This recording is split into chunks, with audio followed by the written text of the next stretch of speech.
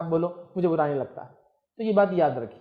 تو اپنے بھائی کا ذکر کرنا ایسا کہ اس کے سامنے کیا جائے تو اسے برا لگے، یہ غیبت ہے. میں سمجھتا ہوں میں نے ایک دم کلیئر کیا. میں حدیث میں اور بھی چیزیں رکھوں گا تاکہ اور اس کی کلیئریفیکیشن وضاحت ہوتی رہے بیچ بیچ میں. ٹھیک ہے. تو کوئی بھی چھوٹی سے چھوٹی چیز اور بڑی سے بڑی، یہ نہیں آپ بول سکتے یار اتنی چھوٹی چیز بول رہے تو سکا ہے تو سکا ہی بولیں گے نا، اس کو برا لگتا. دبلا ایک دم آدمی مت بولیے. تو یار حقیقت میں گڈا نا 3 فٹ کا تھے کیا بولنا، اس کا نام ہے، آپ نہیں بول سکتے.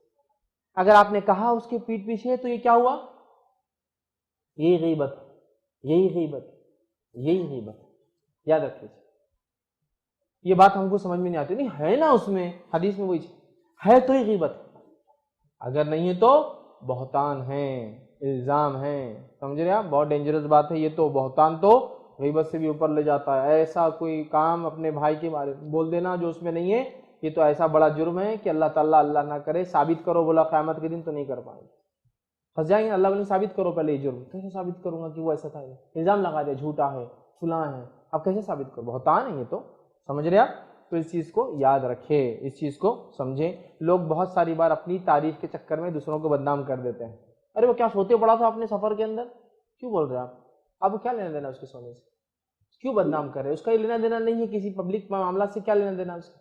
ہاں وہ پبلک آفیسر ہے اور پھر سوتے پڑا رہتا ہے. جب کام کا ٹائم ہے تب آپ بول سکتے ہیں غیبت میں نہیں آئے گا کہ تمہارا کام ہے جاگنا اور کام کرنا، تم سوتے ہو تب تو ٹھیک ہے. لیکن یہ تو ٹھیک نہیں کہ آپ کسی کی ذاتی چیز جس کا پبلک سے کوئی لینا دینا نہیں، معاملات سے کوئی لینا دینا نہیں، اس کی جاب نہیں ہے وہ، آپ اس کے ذمہ دار نہیں ہیں، پھر آپ خاموش رہیے زیادہ اچھا ہے. آپ یہ کہہ سکتے ہیں ہاں بھائی رہتے لوگوں میں کچھ چیزیں میں بیان نہیں کر سکتا ہوں، آپ خود دیکھ لیجئے کیا ہے.